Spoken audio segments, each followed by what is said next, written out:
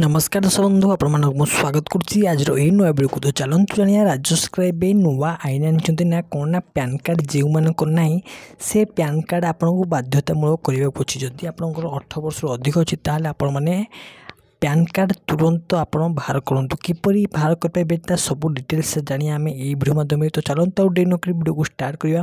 तापर मुझे जदि आप चैनल को नुआ आसती निश्चिंत भाव में ये चैनल को लाइक करूँ, शेयर करूँ, सब्सक्राइब करूँ और पाखे बेल आइकन को ऑलवेज सेट कर रखुँ। तो आप निहत जानते कि एबे प्रत्येक लोक मानकर जो मानकर आधार कार्ड अच्छी निश्चिंत भाव में से पैन कार्ड भी बाहर। तो आप पैन कार्ड पूरा बाध्यतामूलक हो। तो राज्य सरकार कौन करना एबे पैन कार्ड को चिप आकार जमी आप एटीएम गोटे चिप आसहीपरि भाव में पैन कार्ड आप गोटे चिप हिसाब से आसो। तो यह नुआ अप्लाई हम।